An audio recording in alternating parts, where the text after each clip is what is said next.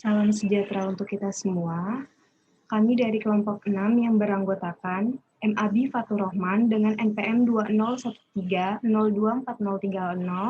Riko Armayoga dengan NPM 2013024058, Sasi Rahmawati dengan NPM 2013024020, dan saya sendiri, Yeska Solafide Siregar dengan NPM 2013024050, yang akan mempresentasikan mengenai proyek PKM Zoologi Invertebrata. Kerangka proyek kelompok kami yaitu berdasarkan hasil diskusi kami, kelompok kami mengambil yang berkaitan dengan tema PKM AI dengan judul jenis cnidaria yang ditemukan pada kedalaman laut yang berbeda. Proyek temanya yaitu cnidaria, topik invertebratanya cnidaria. Masalahnya yaitu laut lepas adalah area yang tidak terbatas. Laut memiliki kondisi permukaan yang mirip dengan daratan. Permukaan laut adalah permukaan yang tidak rata. Hal ini membuat kedalaman laut ada yang sebagian dangkal dan ada pula yang dalam. Menurut kedalamannya, laut dibagi ke dalam beberapa zona. Tiap zona yang ditinggali oleh hewan filum cnidaria yang ada di laut membuat beberapa hewan memiliki spesies yang berbeda-beda dan karakteristik yang berbeda-beda satu dengan yang lainnya. Karena semakin dalam zona kedalaman laut, maka semakin sedikit juga sinar matahari dan semakin gelap zona kedalaman laut tersebut.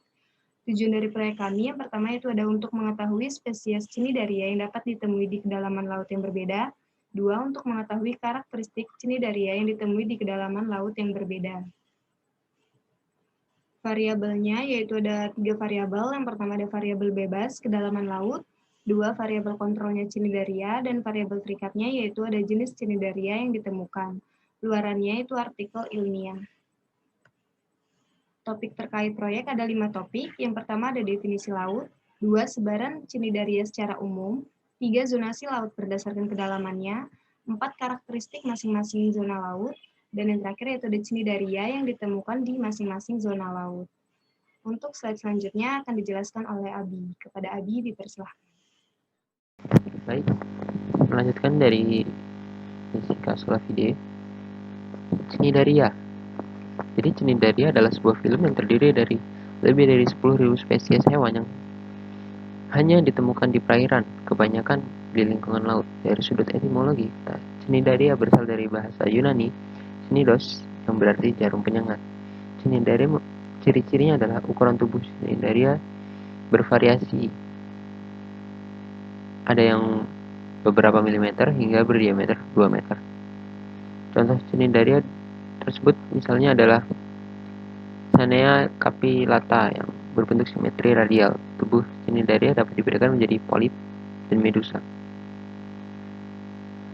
Dengan ribuan spesies, cnidaria beragam di habitatnya dan tersebar di semua samudera di dunia, di perairan kutub beriklim sedang tropis dan jenis perairan lainnya. Mereka ditemukan di berbagai kedalaman air dan kedekatan dengan pantai tergantung pada spesiesnya, dan mereka dapat hidup di mana saja, dari habitat pesisir yang dangkal hingga laut dalam. Laut. Menurut KBBI, laut adalah kumpulan air asin dalam jumlah yang banyak dan luas yang menggenangi dan membagi daratan atas benua atau pulau. Jadi laut merupakan air yang menutupi permukaan tanah yang sangat luas dan umumnya mengandung garam dan rasanya asin. Berdasarkan kedalamannya, laut dibedakan menjadi zona litoral, zona neritik, zona batial, dan zona abisal.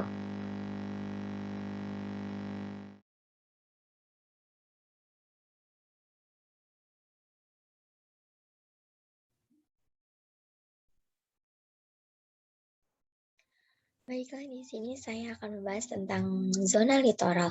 Zona litoral sendiri itu juga biasa disebut dengan zona pesisir atau zona pasang surut.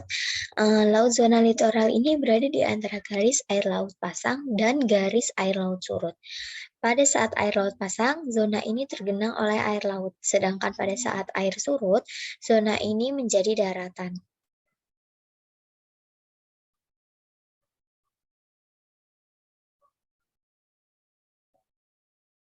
Kemudian yang pertama itu ada Cnidaria di zona litoral. Adapun filum Cnidaria yang berada di zona litoral diantaranya itu sebagai berikut. Yang pertama itu ada famili Acroporidae, Nama spesiesnya yaitu Acropora digitivera, Acropora gemivera, Acropora humilis, Acropora loripes, Acropora polifera, dan Acropora tenuis. Kemudian ada famili Agricidae, yaitu nama spesiesnya ada Montipora undata, Celoceris mayeri, Gardineroceris planulatas, Filoseniala armata. Kemudian ada famili Astrocenidae. Nama spesiesnya itu ada Stylocenilla armata, Stylocenilla guenteri. Kemudian ada famili Merulinidae, yaitu dengan nama spesies Hydronopora excessa, Hydronopora microsonus. Kemudian ada famili Oculinidae, yaitu nama spesies Galaxy Estriata, Galaxy fascicularis. Kemudian ada famili Pestinidae, nama spesiesnya itu Pestinia lactuca. Kemudian ada famili Posiloporidae, nama spesiesnya itu Posilopora damisornis, Posilopora verrucosa. Kemudian ada juga famili Siderastreidae, yaitu nama spesies Psammochora contigua, Pseudosideretestrea tayami, dan yang terakhir itu ada famili Fungidae, yaitu dengan nama spesies Tenactis esinete dan Siloceris vaugani. Kemudian di sini ada zona neritik. Laut zona neritik adalah laut dangkal dengan kedalaman antara 15 meter hingga 2 meter. Kedalaman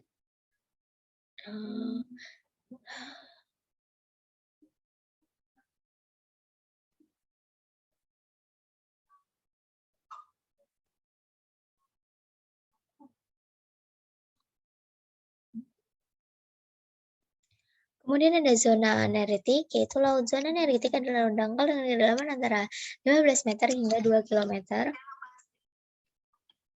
Kedalaman ini masih tergolong dangkal. Pada zona ini, sinar matahari masih dapat menembus dasar laut, sehingga proses fotosintesis berjalan dengan baik. Zona laut dangkal kaya akan beragam jenis ikan dan vegetasi laut. Selain itu, terdapat organisme plankton yang tumbuh subur karena oksigen masih melimpah. Kemudian ada Cnidaria di zona neritik laut, yaitu ada spesies Cnidaria yang menghuni zona neritik laut, diantaranya itu ada Celisopis sp, P. martagon, P. van Hoeveni, D. artica, dan D. antarctica.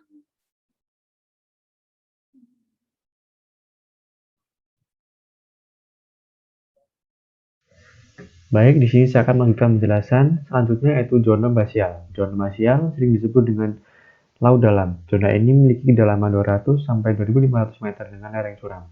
Ukuran zona basial ini sangat besar, yaitu sekitar 15 kali lipat dibandingkan zona epipelagis dan zona mesopelagis. Ini merupakan ekosistem terbesar ada di bumi.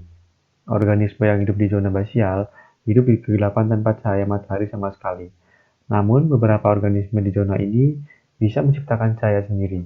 Cahaya ini berasal dari plankton yang dimakan oleh ikan laut dalam dan berbencarnya cahaya yang disebut bioluminesensi.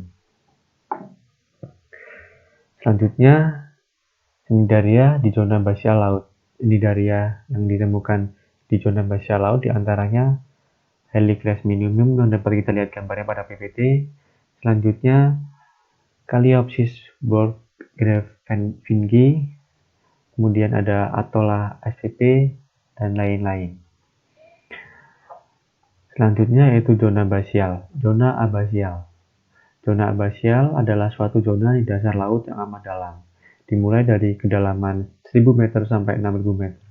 Zona ini termasuk ke dalam lubuk laut dan palung laut. Tekanan air laut sangat besar, sehingga hanya sedikit hewan-hewan laut yang dapat hidup di zona ini. Hewan laut yang dapat hidup di zona ini cenderung pipih dan panjang. Tepat di atas zona abasial terdapat zona basial, daerah yang terakhir mendapatkan cahaya di mana sebagian besar kehidupan laut itu ada.